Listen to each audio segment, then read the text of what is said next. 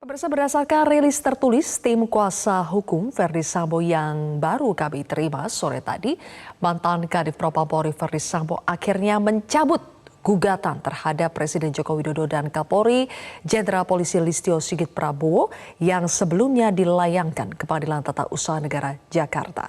Sayangnya mereka tidak memberikan secara rinci alasan mencabut gugatan tersebut. Lantas, apa konsekuensinya dari dicabutnya gugatan tersebut? Apakah dengan membatalkan gugatan tersebut Verdi Sambo berarti menerima keputusan PTDH atau pemecatan tidak dengan hormat oleh Kapolri? Kami akan mengulasnya bersama dengan Benny Mamoto, Ketua Harian Kompolnas, dan juga Ferry Amsari, Ahli Hukum Tata Negara. Selamat malam, Mas Ferry, Pak Benny. Selamat malam. Malam, Pak Zilvia. Baik, Pak Benny, saya ingin Anda mengomentari dulu dari awalnya mengajukan gugatan ke PT UN karena tidak terima dipecat tidak dengan hormat, sekarang malah dicabut. Ini langkah yang memang sudah semestinya dilakukan oleh Verdi Sambo atau Anda membaca ini langkah yang awalnya terlalu terburu-buru? Ya, kalau kita membaca argumentasi dari penasihat hukumnya, yaitu menggunakan pasal 111 dari Peraturan Kepolisian Nomor 7 tahun 2002. Di sana memang diatur bahwa terhadap terduga pelanggar itu bisa mengajukan pengunduran diri sebelum sidang KKIP. Tetapi tentunya dengan pertimbangan tertentu. Nah, pertimbangan tertentu ini digunakan oleh lawyer untuk yang A dan B. Yang A mengatakan bahwa telah berdinas selama 20 tahun, kemudian yang B mengatakan bahwa berprestasi, berjasa, dan sebagainya. Sayangnya, lawyernya nggak mencantumkan yang nomor C. Di nomor C dikatakan di situ bahwa tidak terlibat dalam tindak pidana yang diancam hukuman minimal 5 tahun. Sementara yang bersangkutan sedang disidang dengan tuduhan pasal 340 yang ancamannya 20 tahun, seumur hidup, bahkan hukuman mati. Nah, ini kalau kita baca secara utuh pasal 111, ya sudah terjawab. Jalan satu-satunya dicabut karena yakin bahwa hakim akan menolak. Itu Jadi kalau maksud dari Anda memang tanggapan maksud kami. Anda adalah ini tidak gugatan yang tidak memenuhi syaratkah sebetulnya, Pak Benny? Ya, argumentasinya dengan mudah dipatahkan.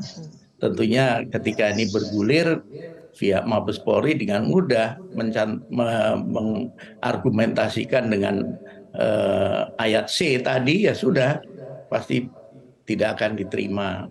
Nah, ini yang kami lihat karena semua prosedur sudah dilalui sesuai dengan ketentuan yang berlaku.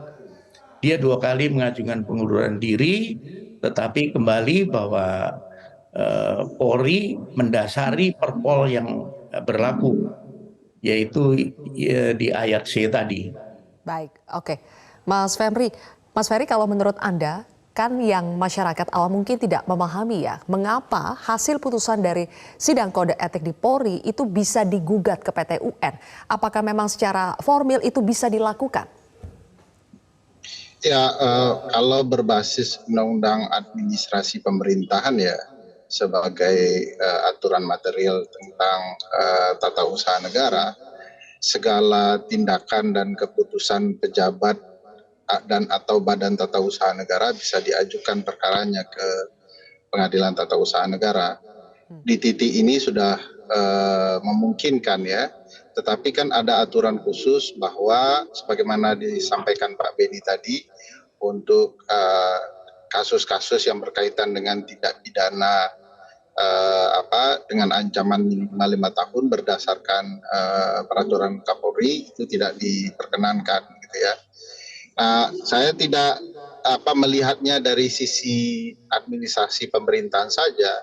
Ada kemungkinan ini juga taktik ya agak liar ya dari kuasa hukum dengan memasukkan ke TUN bukan tidak mungkin kalau dikabulkan oleh Pengadilan Tata Usaha Negara, tentu saja lawyer punya bukti baru bahwa pelanggaran etik dianggap ringan oleh pengadilan dan putusan pengadilan TUN bisa diajukan sebagai alat bukti baru di pengadilan pidana. Nah, ini bagi saya bisa saja semacam strategi, tetapi ya tidak cermat sebagaimana disampaikan oleh Pak Beni tadi.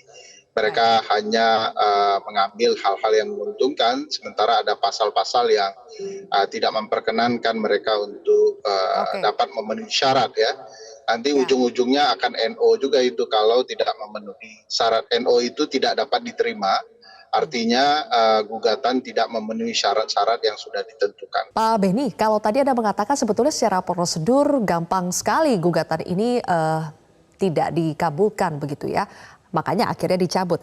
Tapi tadi Mas Ferry membaca mungkin ada taktik lain sehingga akhirnya gugatan ini diajukan pada awalnya. Nah, apa yang kira-kira bisa menjadi motif itu Pak Beni? Apakah memang kalau dipecat secara PTDH dengan PTH itu akan berbeda? Secara hak yang akan didapatkan itu akan berbeda sehingga ini patut untuk diperjuangkan?